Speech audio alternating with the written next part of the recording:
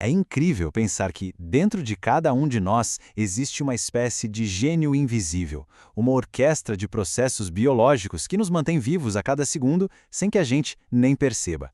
Nesta análise, a gente vai mergulhar em alguns dos segredos mais fantásticos do corpo humano. Pois é, a ideia é exatamente essa. Hoje, a gente vai dar uma espiada por trás das cortinas para entender um pouco melhor como funcionam esses sistemas que gerenciam tudo no piloto automático.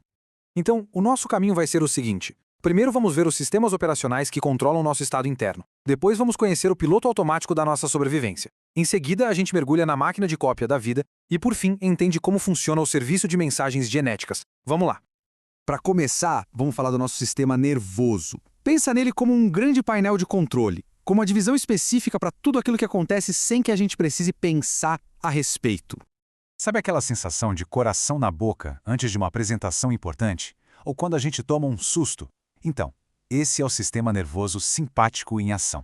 É o nosso modo luta ou fuga, que prepara o corpo para uma ação imediata e intensa.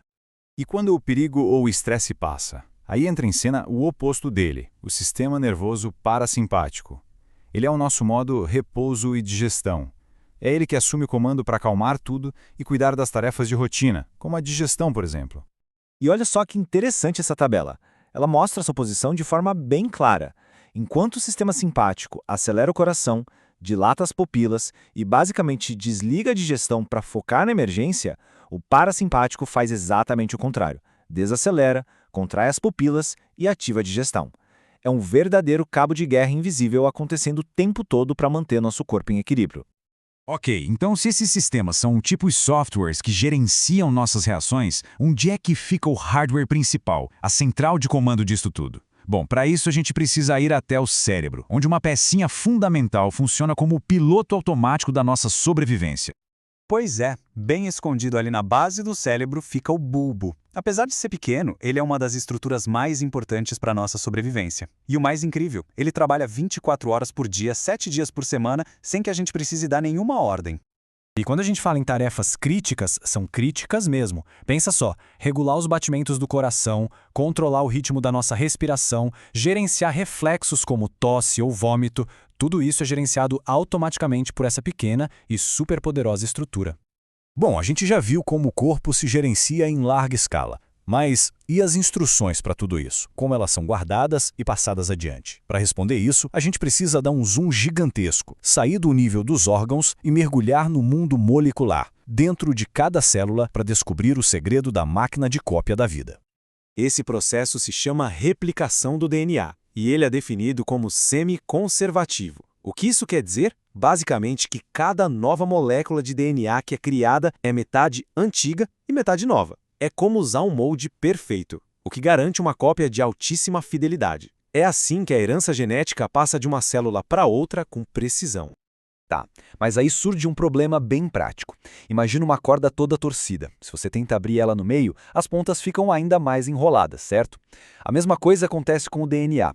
Conforme a dupla hélice se abre para ser copiada, isso cria uma tensão enorme, um super enrolamento logo à frente.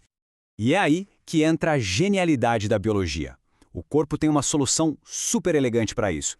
Uma enzima especializada, a topoisomerase. Ela funciona como um desembaraçador molecular, aliviando essa tensão e permitindo que a cópia do DNA continue sem virar um grande nó. Incrível, né?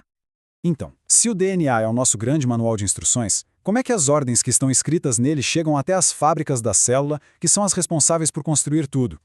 Essa analogia aqui é simplesmente perfeita para entender o processo. Pensa no DNA como aquele livro de receitas de família super antigo e valioso. Ele fica guardado em um lugar seguro, no caso, o núcleo da célula, e nunca sai de lá para não correr o risco de ser danificado. Então, para levar a mensagem, o corpo usa um mensageiro, uma molécula um pouco diferente, o RNA. E as diferenças entre eles são cruciais. Por exemplo, o RNA geralmente é uma fita simples, não dupla. Isso faz com que ele seja perfeito para ser uma cópia temporária, uma espécie de post-it com a receita do dia. E esse processo de criar a cópia se chama transcrição. Funciona assim de forma bem simples. Um pedacinho do DNA, a receita que precisa ser usada, é aberto. A partir desse molde, uma cópia em RNA é feita. E aí sim, essa cópia sai do núcleo e vai levar as instruções para onde elas precisam chegar. No fim das contas, é fascinante. Quando a gente junta todas as peças, desde a resposta de um coração acelerado até o trabalho de uma enzima microscópica, a gente vê que o corpo é uma coleção de sistemas absurdamente inteligentes e eficientes, resolvendo problemas complexos com uma elegância que a gente mal consegue imaginar. A gente só arranhou a superfície de alguns segredos do corpo. Cada resposta que a biologia encontra parece abrir a porta para 1 milhão de perguntas novas e ainda mais fascinantes. Fica a reflexão: que outras maravilhas invisíveis será que estão acontecendo dentro de nós neste exato momento?